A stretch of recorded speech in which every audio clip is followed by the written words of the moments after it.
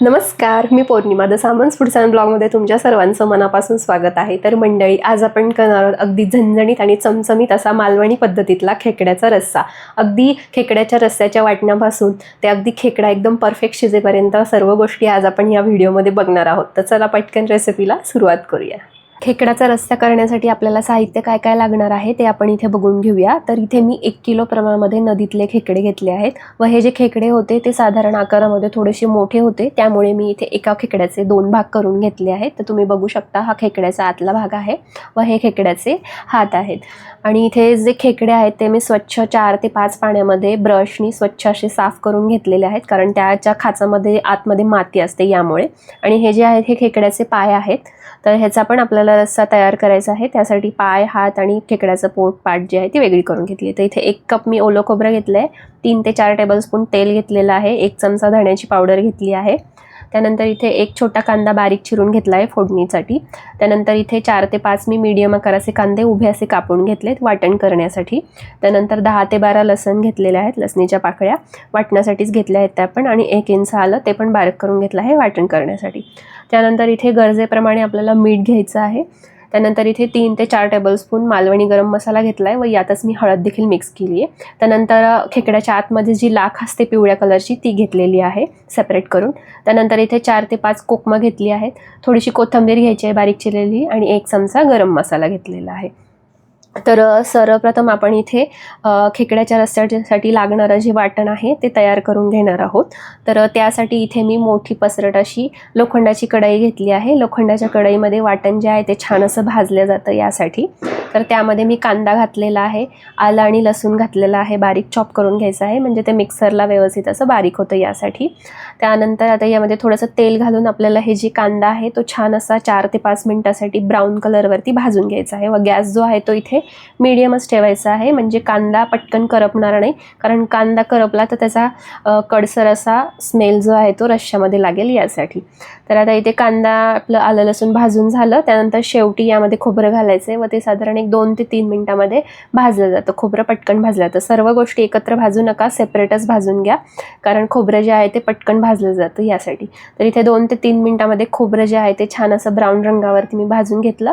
एवढंच भाजा, ह्याच्यापेक्षा जास्त काळं करू नका.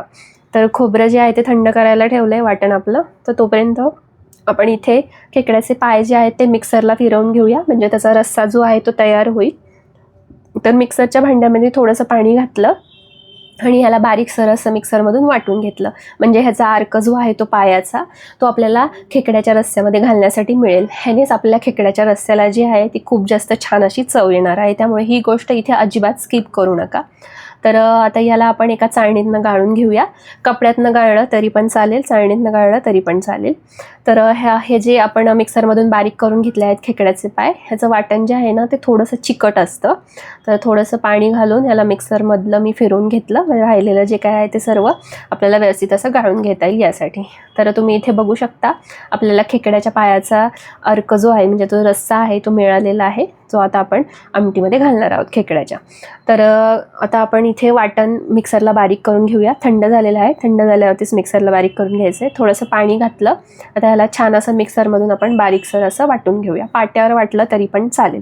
तर इथे मी मिक्सरमधून छान असं हे जे वाटण आहे ते बारीक करून घेतलेलं आहे. एवढंच पातळ ठेवा, जास्त एकदम पाणी घालून पातळ करू नका. तर आता आपण खेकड्याचा रस्सा तयार करून घेऊया. तर त्यासाठी इथे मी मोठा असा पसरट टोप घेतलेला आहे, म्हणजे खेकड्याचा रस्सा जो उखळताना आहे तो वर येतो त्यासाठी, त्यामुळे थोडंसं मोठाच टोप घ्यायचा. तर यामध्ये मी 3 ते 4 टेबलस्पून एवढं तेल घातलं आहे व थोडासा अर्धा चमचा मी बारीक चॉप केलेला लसूण घातला आहे. तो थोडासा गोल्डन होईपर्यंत परतून घेतला. आता यामध्ये कांदा घालूया आणि तो पण आपण मिनिटभर असा मऊ होईपर्यंत परतून घेऊया. तर कांदा पण इथे परतला आहे. आता यामध्ये आपण खेकडे घालूयात आणि ते देखील तेलामध्ये छान असे परतून घेऊया. तर इथे हे जे खेकडे आहेत ते नदीतले आहेत, त्यामुळे त्याला एवढा काही कलर येणार नाही. जर हे खेकडे समुद्रातले असते तर त्याला छान असा ऑरेंज किंवा रेडसर असा कलर आला असता. तर आता इथे आपण खेकडे जे आहेत ते मिनिटभर तेलामध्ये छान असे परतून घेऊयात. तर इथे मी खेकडे जे आहेत ते परतून घेतले. आता गॅसचा फ्लेम जो आहे तो बारीक करायचा आहे व यामध्ये सर्व मसाले जे आहेत ते घालून घ्यायचे आहेत. तर यामध्ये मी मालवणी गरम मसाला, साधा गरम मसाला व धण्याची पावडर घातली आहे. जर तुमच्याकडे मालवणी मसाला नसेल तर दुसरा कुठलाही गरम मसाला घातला तरी पण चालेल. आगरी कोळी मसाला किंवा कांदा लसूण मसाला घातला तरी पण चालेल. तर इथे मसाले जे आहेत ते मिनिटभर मी तेलामध्ये छान असे परतून घेतले. आता यामध्ये आपण खोबऱ्याचं वाटण जे तयार केलं होतं ते घालून घेऊया आणि याला मिक्स करून घेऊया.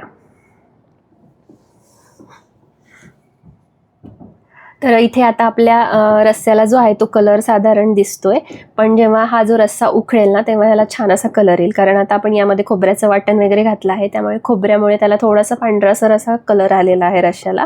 पण जेव्हा हे उकळेल ना तेव्हा त्याला छान असा कलर येईल व वरती तर्री देखील मस्त येईल. तर आता यामध्ये आपण मीठ घालून घेऊया व जी खेकड्याच्या आतमध्ये जी लाख असते पिवळ्या कलरची ते देखील घालून घेऊया. हे पण स्किप करू नका, यामध्ये पण प्रोटीन भरपूर असतं व ह्याने पण आपल्या खेकड्याच्या रस्स्याला जी आहे ती चव छान येते. तर इथे मी व्यवस्थित असं मिक्स करून घेतलं. एक साधारण 10 मिनटं ह्याला उकळून घेतलं. आता यामध्ये आपण खेकड्याच्या पायाचा रस्सा जो आहे तो मिक्स करून घेऊया. तर यामध्ये थोडंसं पाणी घातलं. तर तुम्ही इथे बघू शकता मी मीडियम कन्सिस्टन्सीमध्ये हा जो रस्सा आहे तो ठेवलेला आहे. जर तुम्हाला ह्याच्यापेक्षा थोडंसं अजून पातळ हवा असेल तर थोडं पाणी वाढवलं तरी चालेल. जास्त वाढवू नका, थोडंसंच वाढवा. तर इथे तुम्ही बघू शकता साधारण एक 20 मिनटं झालेत आणि 20 मिनटामध्ये आपल्याला रश्श्याला किती छान कलर आला आहे. म्हणजे मगा किती लाईट कलर होता आणि आता किती छान कलर आला आहे तुम्ही इथे बघू शकता. तर इतपत मी याची कन्सिस्टन्सी ठेवली आहे. ह्याच्यापेक्षा थोडा अजून तुम्हाला घट्ट हवा असेल थोडंसं पाणी कमी टाकलं तरी पण चालेल. तर ह्यामध्ये आता आपण कोकम घालून घेऊया. कोकम जे आहेत ते शेवटी घालायचे आहेत.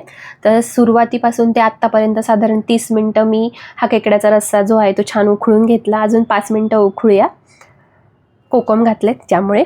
तर इथे अजून मी 5 मिनटं उकळून घेतला, म्हणजे टोटल 35 मिनटं हा जो रस्सा आहे तो मी उकळून घेतला. यावरती कोथिंबीर घालूया. गॅस बंद केलेला आहे आणि इथे मस्त असा आपला मालवणी पद्धतीतला खेकड्याचा झणझणीत रस्सा तयार झालेला आहे. सर्व करून घेऊया.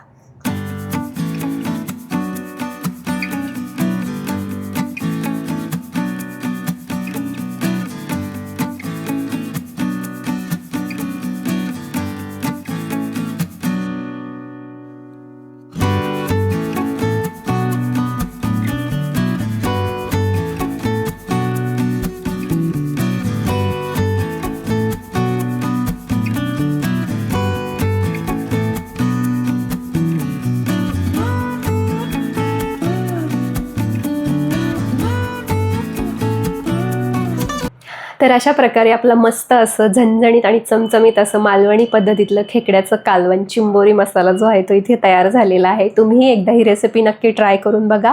व्हिडिओ कसा वाटला तुम्हाला कमेंट करून नक्की सांगा. व्हिडिओ आवडला तर व्हिडिओला लाईक करा, शेअर करा आणि सबस्क्राईब करायला विसरू नका. बेल आयकॉनवरती क्लिक करा म्हणजे नवीन व्हिडिओजचे अपडेट तुम्हाला येत राहतील. तर भेटूया आता नेक्स्ट व्हिडिओमध्ये. तोपर्यंत धन्यवाद.